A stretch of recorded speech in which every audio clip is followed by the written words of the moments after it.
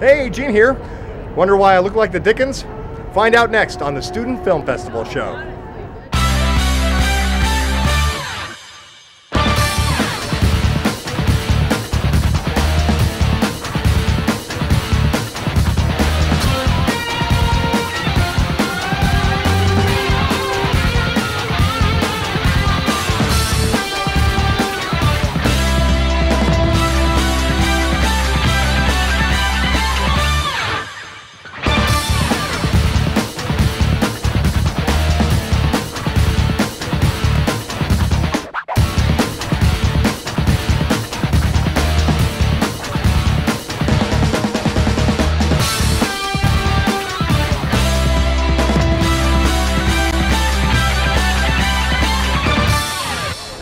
Welcome to the Student Film Festival show.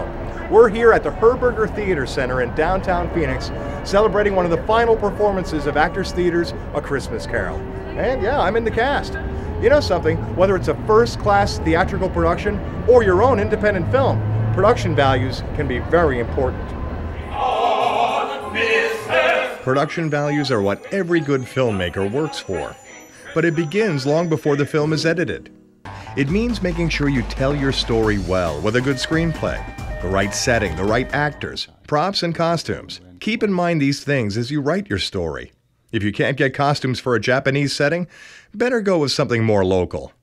When shooting, it also means making sure that you know your equipment. You don't need a fancy camera. Just make sure you can hear and see clearly. If you can, use a microphone that plugs into your camera to get closer to your subject. And try to avoid automatic iris and focus. These can make changes in your picture you don't necessarily want. Can you set the white balance on your camera? Can you make your own focus changes as things move? As time goes on, you'll be able to master production values with practice. And as they say, practice makes perfect.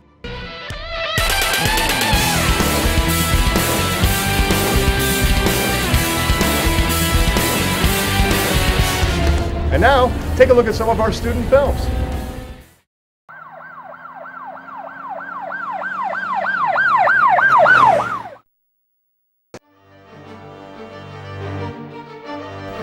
A long time ago in a school far, far away, there was an unstoppable bully, capable of bullying 20 nerds at once.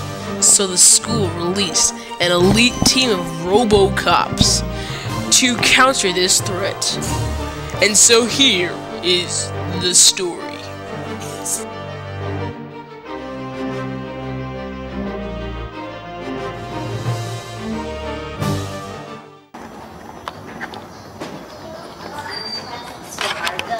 Because, like, you have to find all these things.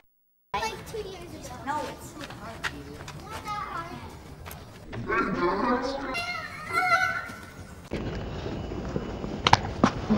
You know the nerds? I beat them up.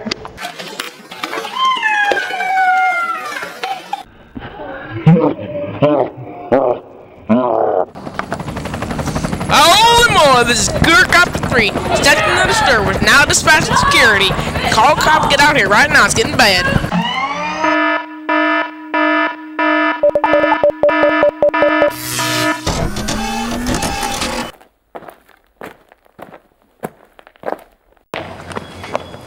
You're wounded, Andy. You need to recharge.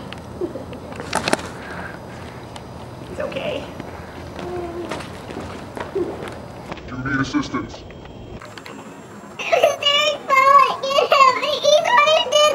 Now scanning profile. Now scanning for subject.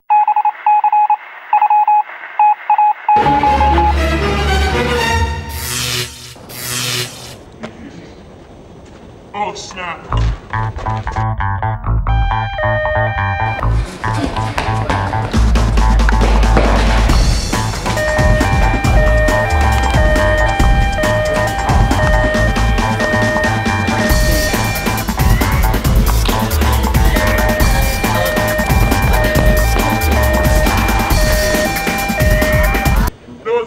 Catch me, I'm in camouflage. Uh-oh.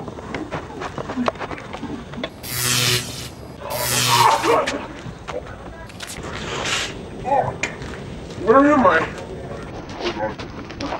Go to ISS. Such a man. Boy, it's wrong. 40 more days to go, Derek. Hold up here.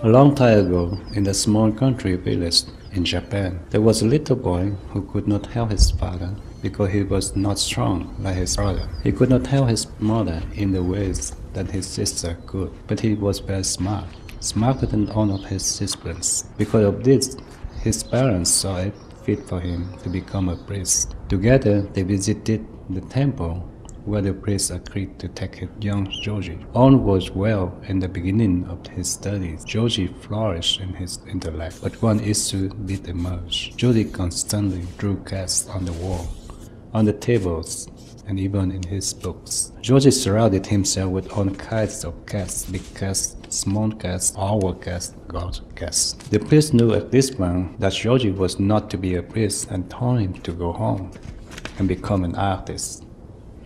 All will be well. Your talent will guide and protect you. Joji left the temple in sorrow. The boy had been traveling for 3 days when he came up on a village and asked a woman for direction to Denzaiji, a temple that he knew to be nearby. The woman recoiled in fear. The woman told the boy the direction of the temple, but not the secret that lies within it. Many years ago, the monks that lived at the temple were driven out by Nezumi Mamono. The monks fled to the nearby village, and the warriors of that village bravely went to the temple to rid the monks of their plague. None returned home. Day turned into night as the boy reached the temple. He paused and said a prayer.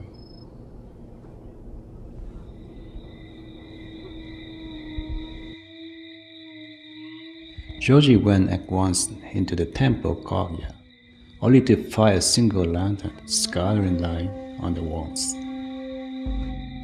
Something was not right with this place.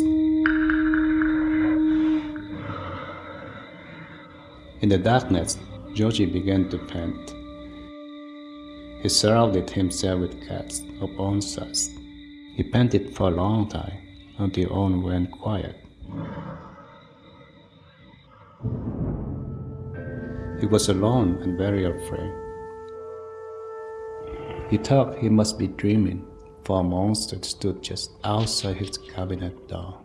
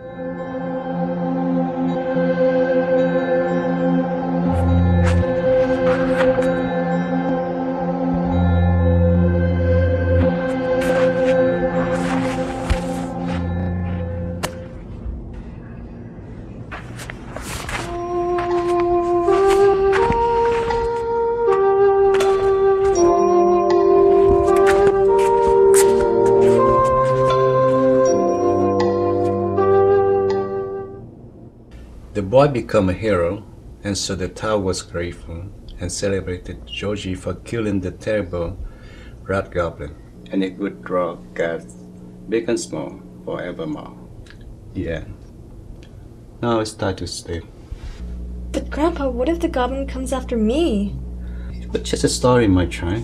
I promise you, you will have a good dream and wake safely. We'll stay here until you are asleep. Night now.